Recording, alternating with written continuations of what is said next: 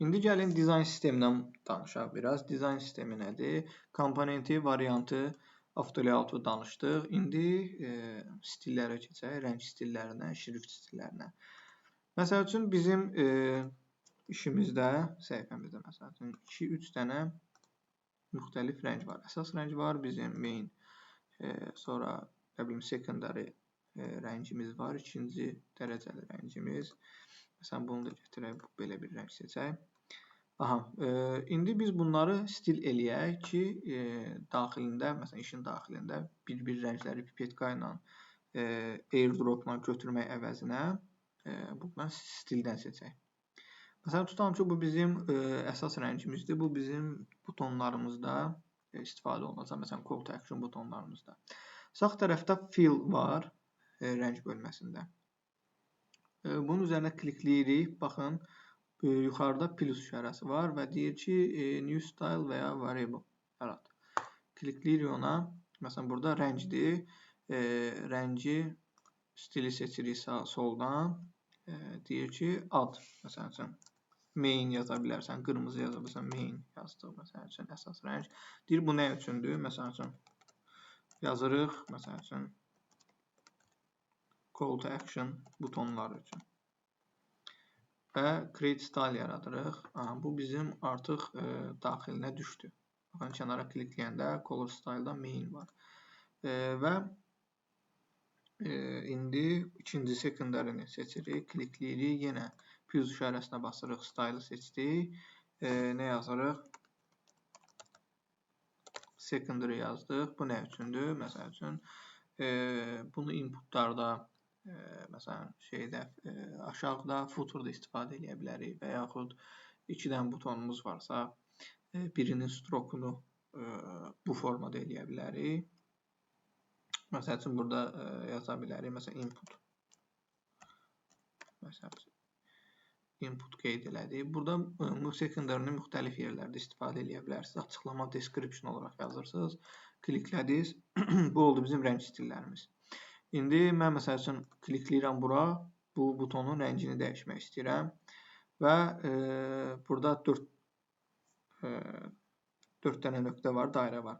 Klikləyirəm və burada baxın bizim main və secondary rəngimiz var. Klikləyirik, baxın bu main rəngdə oldu və bunu istəsək secondary, baxın sağ tərəfdən də fill main oldu. İstəsək bunu secondary rəngdə. Məsələn, gəlin bunu da stroke'unu secondary eləyək.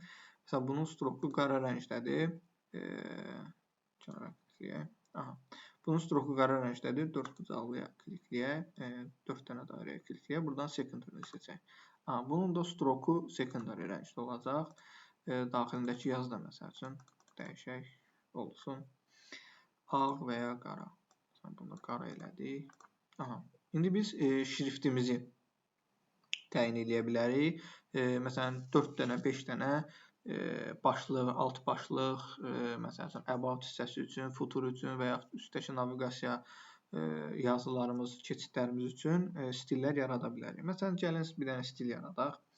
Baxın, bu bizim qeydiyyat mətnimiz. Gəlin buradan yazaq, sadə olsun. Bu oldu qeydiyyat. Bunun ölçüsünü dəyişək. Məsələn, interdir. Bunu eləyək robotu.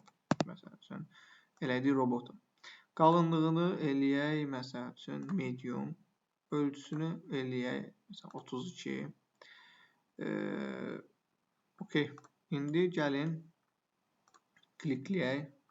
Məsələn, bunu rəngini, gəlin buradan, məsələn, seçirik bu rəngi, qeydiyyatı. Və indi yazdıq, kliklədik. Bunu indi stil eləmək lazımdır. Yenə typografi var sağda. Oraya yaxınlaşdırıb apply style'a seçirik. Apply style seçəndə burada mənim library'mdə olanları, team library'də olanları mənə göstərir. Biz buradan sağ tərəfdən plusa klikləyirik.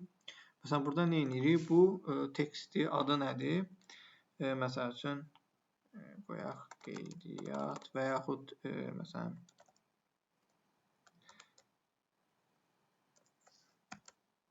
main də qoya bilərik, header də qoya bilərik. Məsələn, deyir nə üçündür?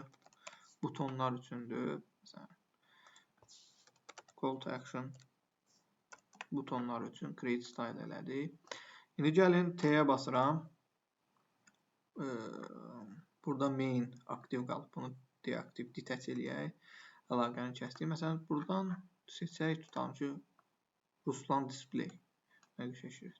Aha, tutalım ki, bunun ölçüsünü dəyişirik, eləyirik 96, regulardır. Okay, regular qalsın. Neyinirik? Burada yazırıq qeydiyyat. Uzaqlaşdıraq. Aha. Biz indi burada stilimizi seçəcəyik. Baxın, burada main var. Klikləyirəm burada. Gəlirəm typografidə stilə. Baxın, burada mənim main yazdım. Klikləyirəm üzərinə. Baxın, üzərinə gətirəndə main və orada yazılıb ki, call to action buton. Klikləyən kimi bu hissədə seçdiyim bütün dəyişiklik eyni ilə burada əlavə olunur.